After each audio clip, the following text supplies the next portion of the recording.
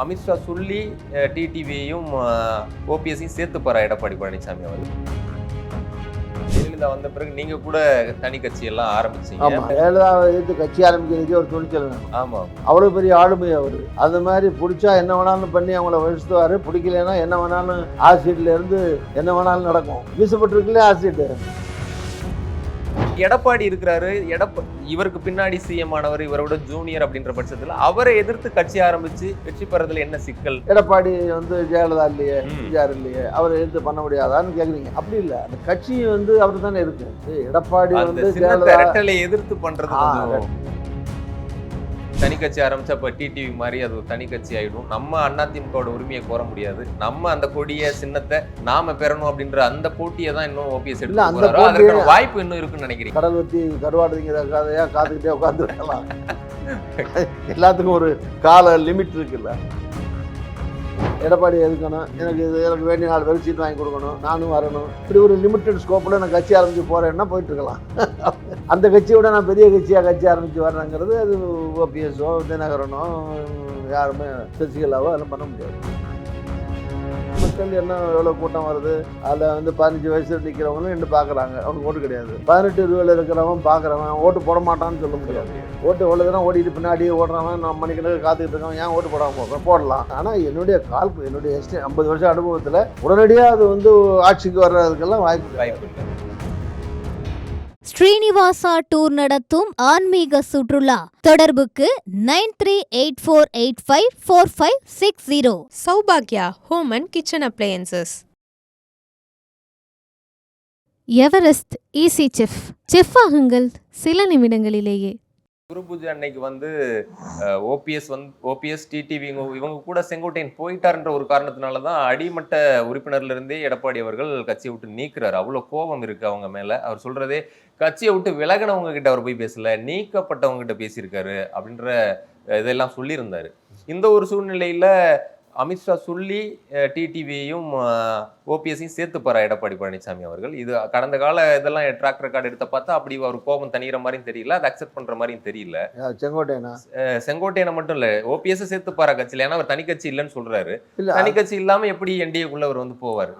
இல்ல அதிமுகவுல இணைக்க போறாருன்னு அமித்ஷா இவர்கள் சொல்லி எடப்பாடி சேர்த்துப்பாரா மறுபடியும்? எனக்கும் நீங்க சொன்ன மாதிரி இதெல்லாம் வெளியே இருந்து நம்ம கேள்விப்படுறோம். கட்சிகள் இல்லாமல் அவுட் சைடராக நம்ம கேள்விப்படுற விஷயங்கள், அல்லது யோசிக்கிற விஷயங்கள், அல்லது நம்ம யூகிக்கிற விஷயங்கள், அல்லது நம்ம அரசியல் அறிவுக்கு உட்பட்டு நம்ம என்ன சிந்திக்கிறோம்னு பார்த்தீங்கன்னா எடப்பாடி இவங்களெல்லாம் சேர்க்கறதுக்கான வாய்ப்பு கிடையாது. அப்படிதான் நினைக்கிறோம். பொதுவான இல்லை பலருடைய அரசியல் கணிப்பு அப்படி தான். குறிப்பாக அந்த 1-3 பேரை சசிகலாவை சேர்த்துக்க மாட்டாங்க. தினகரனையோ ஓபிஎஸ்ஸையோ சேர்த்துக்கிறதுக்கு வாய்ப்பு இல்லை. இருந்த செங்கோட்டையனையும் அனுப்பிட்டார் இல்லையா? இந்த சூழ்நிலையில் இவங்களெல்லாம் மீண்டும் அவர் சேர்க்க மாட்டார். அதுக்கான காரண காரியங்கள் நியாயமா தப்பா ரைட்டா அது வேற. அவங்களுக்கு என்ன இடைஞ்சலை உண்டாக்குனாங்க? ஒரு கட்சி தலைவராக இருக்கவர் அவரும் அவருடைய மரியாதையை காப்பாற்றிக்கணும், அவருடைய சுப்பமசியா அவருடைய தலைமை பண்பை அவர் தக்க வச்சுக்கிறதுனா அவர் சில நடவடிக்கைகளை எடுத்தால் தான் மற்றவங்க கட்சியில் இருக்கிறவங்க நம்புவாங்க, தன்னை ஒரு தலைவராக ஏற்றுக்குவாங்கன்னு கருதப்படுற சூழ்நிலையில் ஒரு தலைமையில் இருக்கிற ஒருத்தர் ஒரு முடிவெடுக்க வேண்டிய கட்டாயத்துக்கு தள்ளப்பட்டு அவர் எடுத்திருக்கலாம். எல்லாத்துக்கும் வாய்ப்பு இருக்கு இல்லையா?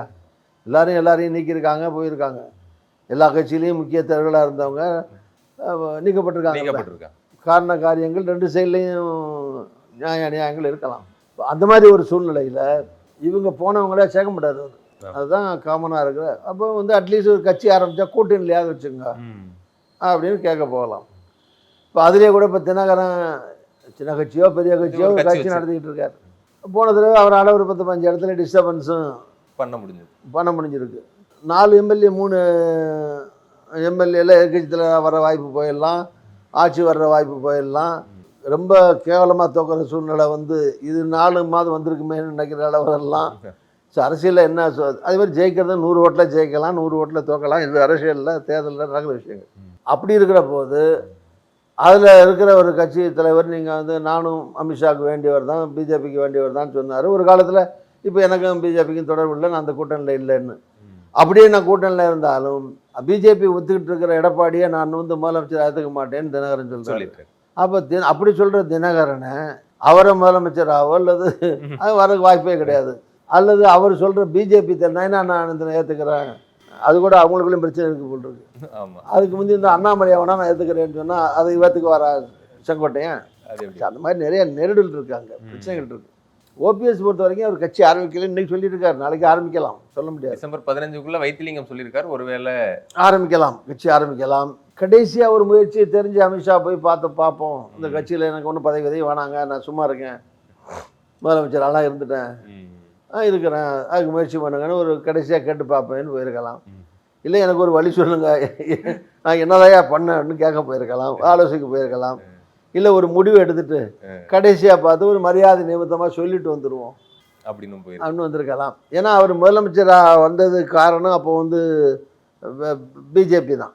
ஜெயலலிதா அவர்கள் மறைந்த உடனடியாக அவர் உடல் அடக்கம் செய்யப்படுறதுக்கு முன்னாடியே ராத்திரியாக வந்து எம்எல்ஏக்களை கூப்பிட்டு கவர்னர்கிட்ட சொல்லி முதலமைச்சரை ஆக்குனது வந்து மோடி தான், அமித்ஷா தான். அதுக்கு பிறகு கண்டினியூட்டி அது நடக்கலை. அதுக்கு பிறகு அவரை மாற்ற நினச்சாங்க, சசிகலா கூப்பிட்டு ரிசைன் பண்ண சொன்னாங்க. அங்கே இருந்து அந்த செட்டு ரிசைன் பண்ணி கொடுத்தாரு. தர்மயுத்தம்னு போனார். அப்புறம் எடப்பாடி வந்தார், அவருக்கு சண்டை வந்துச்சு, ராசி வந்துச்சு. இது தொடர் கதைகள். ஆனால் ஃபஸ்ட்டு அதில் விட்டால் நாளைக்கு விட்டால் கூட ஏதோ குழப்பம் வந்துடுமோ. ஜெயலலிதா இல்லை, ஒரு ஆளுமை உள்ள தலைவர் ஒரு மாதம் ஹாஸ்பிட்டலில் கிடந்து இறந்து போயிட்டாங்க. இறந்து போன சூழ்நிலையில் வேறு எந்த பிரச்சனையும் வராமல் இருக்கணும்னா அவரே ஆக்கி வச்ச ஒருத்தரை டக்குன்னு ஒன்று சூடாக முதலமைச்சர் ஆக்கி வச்சுட்டா அது பாட்டுக்கு போயிட்டுருக்கோங்கிற மாதிரி அந்த அரசியல் கால்குலேஷனில் ஆக்குனது அவங்க தானே. அந்த நன்றியை சொல்லிட்டு வர போயிருக்கலாம். எதுக்கு போனாருங்கிறத நீங்க அவரை நம்பி அவர் தர்மயுத்தம் பண்ணினாரு, பிறகு மறுபடியும் கட்சியில இணைஞ்சாரு. பாஜகவை நம்பி அவர் வீணாயிட்டார் அப்படின்ற விமர்சனங்களும் அவர் மேல ஆதரவாளர்களுக்கே இருக்குல்ல. அந்த வருத்தத்தை சொல்ல போயிருக்கலாம். இந்த மாதிரி இருந்து அவங்களுக்கு தூணா இருந்தேன், அவரை ஃபோர்ஸ் பண்ணி என்னை சேர்த்து கூட வைக்க உங்களால முடியலையே அப்படின்னு அந்த ஆதங்கத்தை சொல்ல போயிருக்கலாம். அதனால சரி, இது ஒரு பக்கம். நான் சொல்றது அவராக இருக்கட்டும், தினகரனாக இருக்கட்டும், சசிகலா இருக்கட்டும், செங்கோட்டையனாக இருக்கட்டும், இப்படி எல்லாம் அந்த கட்சியில் இருந்து இன்னும் தனித்தனியாக உதிரியாக இருக்கிற கேசி பழனிசாமி மாதிரி நிறைய பேர் தனியாக, சில பேர் வானான்னு ஒதுங்கி இருக்கிற ஆள்லாம் இருக்காங்க. எம்ஜிஆர் காலத்துல இருந்தாங்க, ஜெயலலிதா இருக்கும்போது இருந்தாங்க, இப்போ அந்த கட்சியிலே இல்லைங்க அப்படின்னு எங்கே போயிட்டீங்க நீங்கள்? நான் திமுக போகலைங்க, காங்கிரஸ் போகலைங்க, வேறு கட்சிக்கு போகலைங்க, நான் பாட்டு ஒதுங்கி வேட்டியை கட்டிட்டு வீட்டில் இருக்கேன்னு சொல்கிற ஆள்லாம் பார்க்குறேன் போகிற பல இடங்களில். ஆனால் இருக்கிறது அந்த கட்சிக்குள்ளே இருக்கிறதில்ல. கட்சின்னு பார்த்தா பெரும்பான்மை எடப்பாடிட்டு தான் இருக்குது, அதையும் ஒத்துக்கணும் இல்லை. ஏன்னா இங்கே எது சின்ன யார்கிட்ட இருக்கோ, நான் சொன்ன மாதிரி சின்ன கட்சி, கோடி, இதெல்லாம் யார் இருக்கோ அதான் கட்சி. அந்த வகையில் பார்த்தா அவர்கிட்ட தான் பலமாக இருக்குது. அவர் தான் அதிமுக. அதனால தானே அவரோட பிஜேபி கூட்டணி போடுறாங்க. இப்போ அதிமுகவுக்கு ஜெயலலிதா வந்த பிறகு நீங்க கூட தனி கட்சி எல்லாம் ஆரம்பிச்சீங்க, பலர் ஆரம்பிச்சிருக்காங்க. அது நீங்க ஏற்கனவே சொல்லியிருந்தீங்க, அது நான் நம்பர் 2வா இருந்து ஃபைட் பண்ணதுனாலே, ஜெயலலிதான்ற ஒருத்தவங்க கூட மோதினாலே ஒரு தோல்வியை பார்த்துட்டேன். உங்களை மாதிரியான முன்னோடிகளோட அனுபவம் கூட. ஜெயலலிதாவை எதிர்த்து கட்சி ஆரம்பிக்கிறதுக்கே ஒரு துணிச்சல் வேணும். ஆமாம், ஜெயலலிதாவை எதிர்த்து எலெக்ஷன்ல வெற்றியும் பெற்றீங்க. கட்சி ஆரம்பிக்கிறது ஒரு சாதாரணமான காரியம் இல்லை, எல்லாரும் பண்ணிட முடியாது. அவ்வளோ பெரிய ஆளுமை அவர். அந்த மாதிரி பிடிச்சா என்ன வேணாலும் பண்ணி அவங்கள வச்சுத்துவார், பிடிக்கலன்னா என்ன வேணாலும் ஆசிட்ல இருந்து என்ன வேணாலும் நடக்கும். ஆசிட் வீசுறது கூட நடக்கும். ஆமாம், வீசப்பட்டிருக்குல்ல ஆசிட், ஆமாம், அதிகாரிகள் மேலே வீசப்பட்டிருக்கு. நான் போன மீட்டிங்லேயே ஒரு மீட்டிங்கில் அரியலூரில் பொதுக்கூட்டத்துக்கு போகும்போது ஆசிட் பாட்டில் அடித்து என் முன்னாடி காரில், கண்டசா காரு கிளாஸ் உடஞ்சி விழுந்து. உங்கள் கார்லையா? என் காரில் ஆசிட் வீசினா பொதுக்கூட்டத்தில் திமுக கூட்டணியில் இருக்கும்போது நான் பிரச்சாரத்துக்கு போகிற போது அதே டைம் முந்தியா பிந்தியா ஞாபகம் இல்லை, பட் நடந்தது, அந்த பீரியட்ல நடந்தது. காரு முன்னாடி இருக்கிற காண்டசா இதெல்லாம் கண்ணாடி உடஞ்சி அப்படியே கொட்டுது. என் கூட வர்ற என்னுடைய கராத்தே வீரர்கள் முன்னாடி பின்னாடி நானும் வச்சுட்டு தான் போனேன் அப்போ அந்த மாதிரி இருக்கும்போது. ஸோ அவங்கெல்லாம் ஓடி போய் அவனை பிடிச்சி கையை பிடிச்சி ஓடிச்சு, எல்லாம் அவங்கள போட்டு அடிச்சு, அப்புறம் போலீஸ் வந்து அவங்கள கூட்டிகிட்டு போய் இதெல்லாம் நடந்திருக்கு. இது அரசியலில் இதெல்லாம் சகஜமாக நடக்கிற விஷயங்கள். இன்னொரு மீட்டிங்கில் நான் தூத்துக்குள்ளே பேசும்போது எதுக்கு வந்து போலீஸ் மாதிரி வந்து மப்டியில் வர மாதிரி வந்து உட்காந்து கல் அடித்து கூட்டம் அடிச்சப்பாயி, அப்புறம் நான் மேடையில் ஏறி நிறைய இவ்வளோ சந்திச்சிருக்கீங்க. நான் இதெல்லாம் இது யார்? ஜெயலலிதாங்கிற ஒரு பெரிய மிகப்பெரிய ஆளுமையை அந்த மாதிரி என் மேலே ரொம்ப பிரியமாலாம் இருந்திருக்காங்க, ரொம்ப கோபமாகவும் இருக்காங்க ரொம்ப.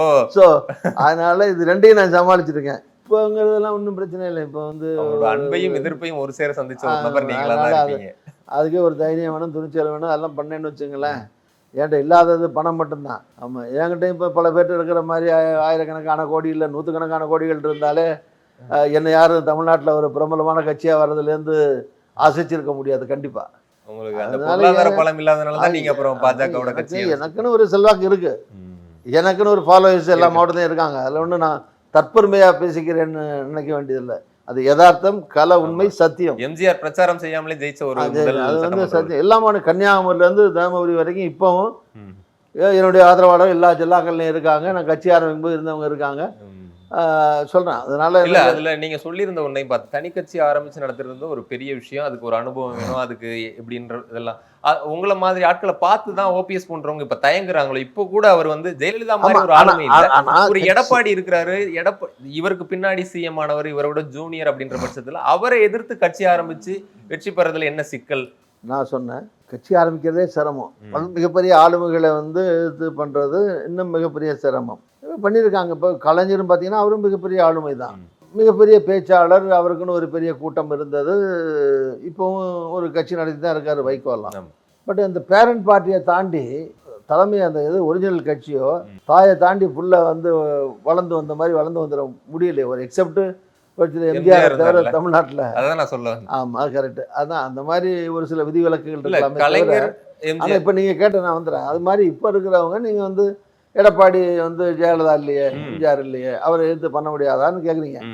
அப்படி இல்லை, அந்த கட்சி வந்து அவர் தானே இருக்கு. சரி, எடப்பாடி அந்த வந்து சின்னத்தை ஜெயலலிதா ரெட்டலை எதிர்த்து பண்றது கொஞ்சம் ரெட்டலை, அந்த கட்சி அமைப்பு கட்சி அது யார்கிட்ட இருக்கோ அவர் தான் கட்சி. So, எடப்பாடின்னு நீங்கள் பார்க்க வேணாம். அது எம்ஜிஆர் தொண்டர்கள், ஜெயலலிதா தொண்டர்கள், அதிமுக ரெட்டலை, அந்த யார்கிட்ட அலுவலகம், இருந்தாலும் அங்கே இருக்கிற பணம், இது மாதிரி தொண்டர்கள் பலம் எல்லாத்தையும் சேர்த்து நீங்கள் பார்க்கணும். தனி நபராக இவர் வந்து எடப்பாடி எத்தனை கிலோ இருக்கார், ஓபிஎஸ் எத்தனை கிலோ இருக்கார் அப்படின்னு வெயிட் போட்டு கணக்கு சொல்ல முடியாது.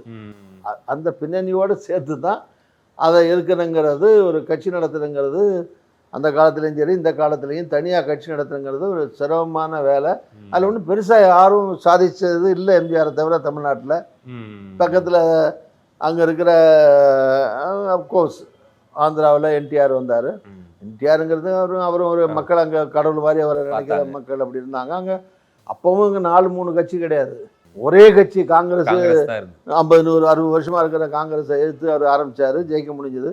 இப்போ அப்படி இல்லையே. ஏற்கனவே தமிழ்நாட்டில் 60 கட்சி இருக்குது, 60 கட்சி இருக்குது. அங்கீகரிக்கப்பட்ட கட்சிகளே 7-8 கட்சி இருக்குது. அகில இந்திய கட்சிகளே 3-4 இருக்குது. அதில் இன்னொரு கட்சி ஆரம்பிச்சலாம். சிரமமான வேலை. அந்த சிரமத்தை எடுத்துக்கிறதுக்கு தயாராக இருந்தால் அவர் எடுத்துக்கலாம். இல்லை, இன்னொன்று நீங்கள் சொல்கிற மாதிரி தனி கட்சி ஆரம்பிச்சா இப்போ டிடிவி மாதிரி அது ஒரு தனி கட்சி ஆகிடும். நம்ம அதிமுகவோட உரிமையை கோர முடியாது. நம்ம அந்த கொடிய சின்னத்தை நாம பெறணும் அப்படின்ற அந்த போட்டியை தான் இன்னும் ஓபிஎஸ் எடுத்து வாய்ப்பு இன்னும் இருக்குன்னு நினைக்கிறீங்களா? அது இந்த வாய்ப்பெல்லாம் நீ வந்து அவர் சேர்த்துக்கலைங்கிற பட்சத்தில் பிஜேபி சொல்லி இல்லை, அமித்ஷாவை பார்த்துட்டு வந்திருக்காரு. அதான் பார்த்துட்டு வந்திருக்காரு. அவரை சொல்லி அவர் சேர்த்துக்கிறாங்க, நாளைக்கே போய் சேர்ந்துடுறாரு, ஒன்றா போகிறாங்கன்னா அது வேற விஷயம். எனக்கு அப்படி நடக்கணும்னு தோணலை. அப்படி இல்லாமல் அதுக்கு ஒரு யுத்தம் நடத்திக்கிட்டு இருக்கிறது வேஸ்ட்டு. அது இந்த தேர்தலோடு அந்த அதுக்கு முற்றுப்புள்ளி ஆகிடும். அவர் நாளைக்கு தேர்தலுக்கு பின்னாடி வந்து அப்புறம் கிட்ட போய் அந்த கட்சியை பிடிக்கிறது. இப்போ எம்ஜிஆர் ஜெயலலிதா மாதிரி ஒரு நிரந்தர கழக பொதுச் செயலர்னு சொல்ல முடியாது இல்லையா? எடப்பாடி அவர்களுமே அவருமே தேர்தல் வைக்கணும், பொதுச் செயலர் போட்டியிடணும், பொதுக்குழு இருக்கு, செயற்குழு இருக்கு. புதுசா இப்போ கூட ஜனவரியில கூட ஒரு பொதுக்குழு சொல்றாங்க. சசிகலா ஜெயிலுக்கு போன பிறகு என்ன நடந்துச்சுன்றதை பார்த்தோம். எடப்பாடி அவர்கள் மேல கூட சில வழக்குகள்லாம் இருக்கு. அப்படிங்கும் போது என்ன வேணா நடக்கலாம்ல வருங்காலத்துல, எதிர்காலத்துல. அதை நோக்கி இருக்கிற சரிங்க. எதிர்காலங்கிறது கண்ணு கட்டின தூரம், கண்ணுக்கு எட்டாத தூரத்தை கூட சிந்திக்கலாம். கடல் வத்தி கருவாடுங்கிற கதையா காத்துக்கிட்டே உட்காந்துருக்கலாம். எல்லாத்துக்கும் ஒரு கால லிமிட் இருக்குல்ல. அது ஒரு எல்லையை தாண்டியெல்லாம் கற்பனையில் உட்காந்துருக்க முடியாதுல்ல. யதார்த்தமா எல்லாருக்கும் வயசு இருக்கு, சூழ்நிலைகள், எலெக்ஷனுக்கு எலெக்ஷன் சந்தர்ப்ப சூழ்நிலையில் மாறிக்கிட்டு இருக்கு, மக்களுடைய மனோபாவங்களும் மாறிக்கிட்டு இருக்கு. இப்போ விஜய் ஆரம்பிக்கிற போது இன்னும் பெருசாக ஒன்றும் வராதுங்க, ஒன்றுமே இல்லாமல் போயிடும் அப்படி தான் இருந்தோம். இப்போ இன்றைக்கி வந்து எல்லாரும் நீங்களே கேட்குறீங்க காங்கிரஸ் கூட்டணி போடுமா அப்படின்னு பேசுகிற அளவுக்கு பேசிக்கிட்டு இருக்கோம். அவருக்கு போகிற இடத்துல ஒரு கூட்டம் வருது, கூட்டத்தில் நசுங்கி 40 பேர் செத்து போயிட்டாங்க. அந்தளவுக்கு கூட்டம். ஸோ அந்த மாதிரி கூட்டம் வந்திருக்கு. ஸோ இதெல்லாம் இருக்கு இல்லையா? இதை தாண்டி தான் நாங்கள் கூட்டணி வெற்றி பெறணும், நாங்கள் பலமாக இருக்கோம், வெற்றி பெறுவோம்னு நம்புகிறோம், வெற்றி பெறுவோம். இருந்தாலும் அதுக்கு அவருக்கு ஒன்றுமே இல்லைன்னு சொல்ல முடியாதுல்ல. அவர் 0, அவருக்கு ஓட்டு சதவீதம் 1% தான் இருக்குன்னு சொல்ல முடியாது. அவங்க ஆளுக்கு ஒரு கணக்கு சொல்கிறாங்க, இவ்வளோ சதவீதம் இருக்குது, அவ்வளோ சதவீதம் இருக்கணும். பட் கடைசியாக மக்கள் ஓட்டு போட்டால் தான் தெரியும்னு வச்சுங்க. சொல்கிறேன் அது மாதிரி நினச்சா ஆரம்பிக்கல கட்சி. அவர் வந்து ஒரு சினிமா ஆக்டரு, பாப்புலர் ஆள், அவர் பண்ணதே எல்லாரும் அவர் மாதிரியே பண்ணிவிட்டு அவர் மாதிரியே பண்ண முடியாது.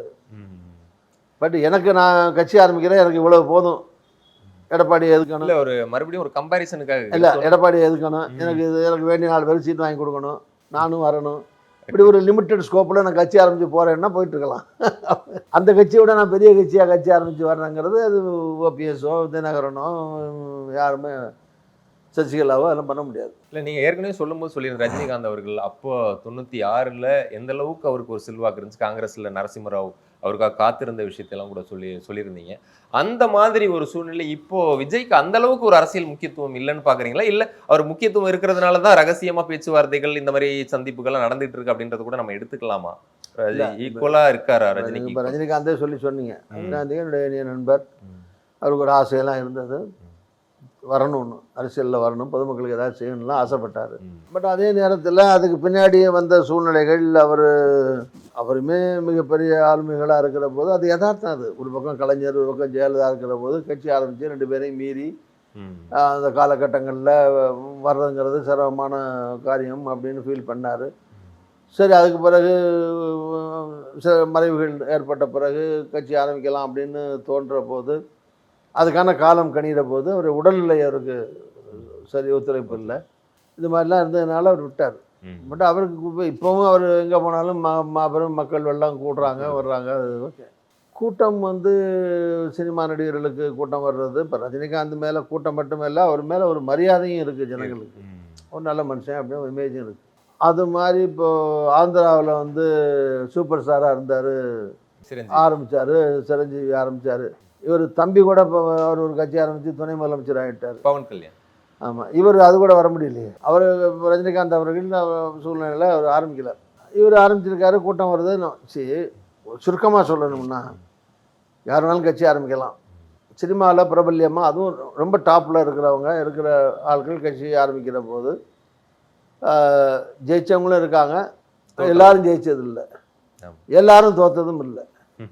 இப்போ எம்ஜிஆர் ஜெயிச்சார்னு சொன்னால் அதுக்கு சொல்லுவாங்க, இல்லைங்க அவர் ஒன்றும் திடீர்னு வரலையே, அவர் 1950 இருந்தார், இப்போ பல தேர்தலில் தெரிஞ்சார், திமுக வெற்றிக்கு பாடுபட்டார், பெரிய தலைவராக இருந்து கட்சி கருத்து வேண்டு ஆரம்பித்தார் அப்படின்னா ஓகே. பக்கத்தில் ஆந்திராவில் என்டிஆர் வேறு கட்சியில் அனுபவம் வச்சுலாம் வரலையே, திடீர்னு தானே ஆரம்பித்தார், இப்படி வாதத்துக்கு வாதம் சொல்லிட்டே இருக்கலாம். அதுக்கும் காரணம் இருக்குது. இல்லைங்க அப்போ நிறைய கட்சி கிடையாது, ஒரே கட்சி, நானே சொன்னேன். இந்த மாதிரி பல்வேறு காரியங்கள் ஒன்று சொல்லிட்டே போகலாம். அதே மாதிரி அந்த வர்ற கூட்டங்களை மட்டும் வச்சு முடிவு இடப்பட முடியாது. இப்போ உதாரணமாக இப்போ நான் 98ல் எம்பிக்கு போட்டி போட்டேன் புதுக்கோட்டையில். உரிமை குரல் லதாமா இருக்காங்க இல்லையா, அவங்க 5 சீட்டு காங்கிரஸில் வாங்கி போட்டி போட்டோம், அவங்க திண்டுக்கல்லில் போட்டி போட்டாங்க. திண்டுக்கல்லில் போகும்போது பார்த்தீங்கன்னா நான் பிரச்சாரத்துக்கு போகிறேன். என் தொகுதியில் எனக்கு கூடின கூட்டத்தை விட அவங்களுக்கு லதா அவங்களுக்கு ஊருக்கு ஊர் பிள்ளைகள்லாம் வச்சுக்கிட்டு அவங்கள உரிமை கூறல் லதா 2 பேரும் ஏதோ ஜெயலலிதா டூரில் போன மாதிரி குறைய, அதில் 1/4 எம்ஜிஆர் டூரில் 1க்கு பாதியாக கூட்டம் நிற்கிது, எல்லாம் பார்க்குறாங்க, ஆரவாரம் இருந்துச்சு. அப்போ நான் முடிச்சுட்டு வரும்போது சொன்னேன், ஜெயிக்கிறீங்களோ தோக்குறீங்களோ, ஆனால் என்னை விட ஓட்டு கூட வாங்குவீங்க போல் இருக்கு, நிறையா ஓட்டு உங்களுக்கு வரும் போல் இருக்குமான்னு சொல்லிட்டு வந்தேன். கடைசியில் அவங்க கஷ்டப்பட்டு 40,000 ஓட்டு வாங்கினாங்க, அதுவே பெருசு. ஏன்னா எங்கள் கூட்டணி காங்கிரஸ், அப்போ காங்கிரஸில் ஆளே இல்லை, எல்லாம் மூப்பனார்கிட்ட போயிட்டாங்க. காங்கிரஸில் எல்லாரும் 10,000 தான் வாங்கினாங்க அப்போ அந்த தேர்தலில். தமிழ் மாநில காங்கிரஸ் அப்போ பெரிய கட்சி, திமுக கூட்டணி. காங்கிரஸ் என்ன வேட்பாளர் நாங்கள் 5 போக நின்ன இடத்துல பூரா எல்லாரும் 10,000 20,000 தான் வாங்கினாங்க. அதில் 50,000 பெரிய ஓட்டு தானே. இப்போ நான் 2,30,000 வாங்கினேன். சார், கூட்டத்துக்கும் ஓட்டு போடுறதுக்கும் சம்மந்தம் சொல்ல வரேன். அதனால அது மக்கள் என்ன எவ்வளோ கூட்டம் வருது, அதில் 15 வயசில் நிற்கிறவங்களும் இன்னும் பார்க்குறாங்க, அவனுக்கு ஓட்டு கிடையாது. 18-20 இருக்கிறவன் பார்க்குறவன் ஓட்டு போட மாட்டான்னு சொல்ல முடியாது. ஓட்டு எவ்வளோ தானே ஓடிட்டு பின்னாடியே ஓடுறவன், நான் மணிக்கணக்கு காத்துக்கிட்டு இருக்கவன் ஏன் ஓட்டு போடாமல் போடலாம். ஸோ அது மாதிரி அது எவ்வளவு கிடைக்கும். ஆனால் என்னுடைய என்னுடைய 50 வருஷம் அனுபவத்தில் உடனடியாக அது ஆட்சிக்கு வர்றதுக்கெல்லாம் வாய்ப்பு இல்லை. ஆனால் எவ்வளோ பர்சன்டேஜ் வாங்குவார்னு சொல்லி அது சப்ஜெக்ட் மக்கள் தான் அது யூகிக்கிறதெல்லாம் சொல்ல முடியாது. ஏன்னா அது விஜய் மட்டும் இல்லை, சதவீத ஓட்டு அங்கே யார் நிற்கிறாங்கிறதையும் பொறுத்து இருக்கு. சரி, அவர் சொல்கிறாரு, அது பேசுறது ஈஸியாக இருக்கும். மேற்கு விஜய், கிழக்கு விஜய், மத்திய தொகுதியும் விஜய் தான், விஜய் முகத்தை பார்த்தே ஓட்டை குத்துங்கள் அப்படின்னு சொல்கிறாரு. அது ஒரு தலைவர் அப்படி தான் பேசணும், ஒரு தலைவர்ங்கிற முறையில் பேசுகிறாரு. இப்போ உதாரணத்துக்கு எனக்கு எம்ஜிஆர் வந்து அவருக்கு தான் எல்லாரும் ஓட்டு போட்டாங்க. இப்போ அறந்தாங்கில எனக்கா போட்டாங்க, எம்ஜிஆருக்காக தான் ஓட்டு போட்டாங்க. ஆனால் எனக்கும் கொஞ்சம் போட்டாங்க, அதனால தான் நான் ஜெயிச்சேன். எம்ஜிஆர் அவர்களே கேட்டதையும் சொல்லியிருந்தீங்க. சொன்னேன். அப்போ 234லையும் ஜெயிக்கலையே. எம்ஜிஆருக்காக போடுறாங்கன்னா 234லையும் ஜெயிக்கணும்ல. இப்போ பிஜேபியில் மோடி தான் பெரிய தலைவர், எல்லாரும் மோடிக்கு தான் குத்துறாங்க. மோடியில் இருக்கிறவங்க 543 சீட்லையும் ஜெயிக்கலையே. ஸோ அது விஜயை மட்டுமே நம்பி போனால் அது ஒரு ஆளை மட்டும் அவர் ஜெயிக்கலாம் ஒரு வேலை. ஆனால் அவர் நிறுத்துகிற ஆள் இப்போ விஜயகாந்துக்கு அப்படி தான் ஆச்சு. ஆமாம், பெரிய கூட்டம் இருந்தது, இப்போ துணிச்சலாக இவராது இப்போ ஆரம்பிச்சிருக்காரு. அவர் ரெண்டு மிகப்பெரிய ஆளுமைகள் கலைஞர் ஜெயலலிதா உயிரோடு இருக்கும்போதே தைரியமாக ஆரம்பிச்சாள். அவர் கட்சி ஆரம்பிச்சு பிரபல்யமான ஒரு துணிச்சலான நடிகர் தான். அவர் ஒன்றும் சின்ன நடிகரும் கிடையாது. ஸோ அவர் மட்டும் தானே ஜெயிச்சார், அவர் போட்டாலாம் ஜெயிக்கலையே. அதனால ஆட்கள் வேணும்ல. கமல் ஆரம்பிச்ச போது அவர் கூட வெற்றி பெற முடியல. கமல் மிகப்பெரிய அவரை காட்டில் என்ன சிவாஜிக்கு ஒப்பிடக்கூடிய பெரிய நடிகர் தானே, அவரே ஜெயிக்கலையே. ஸோ அதனாலே இவர் எல்லாரும் அதான் சொல்கிறேன், ஒருத்தரை கம்பேர் பண்ண முடியாது அங்கே இருக்கிற சூழ்நிலைகள். ஒரு நடிகராக விஜய் இது வரைக்கும் எல்லாரும் பார்த்துட்டோம். ஒரு அரசியல்வாதியாக நீங்கள் ஒரு சீனியர் அவரை பார்க்குறீங்க, அவருடைய அணுகுமுறைகள் எப்படி சார் இருக்கு? ஏன்னா ரஜினிகாந்த் சார் வந்து வரலன்னா கூட அவர் போல்டான ஸ்டேட்மெண்ட்லாம் இருந்துச்சு. இன்னொரு தடவை ஜெயலலிதா ஜெயிச்சா இந்த ஆண்டவனால கூட தமிழகத்தை காப்பாற்ற முடியாதுன்னு ஸ்டேட்மெண்ட் இருந்துச்சு. 2004 நான் ரெட்டலைக்கு தான் ஓட்டு போட்டேன் அப்படின்னு வெளியில் வந்து அந்த போல்டான ஸ்டேட்மெண்ட் இருந்துச்சு. விஜயகாந்த் வந்து கலைஞர் ஜெயலலிதா 2 பேரும் பாரபட்சம் இல்லாமல் அவர் வந்து விமர்சனம் பண்ணி பிரச்சாரம் பண்ணதை பார்த்தோம்.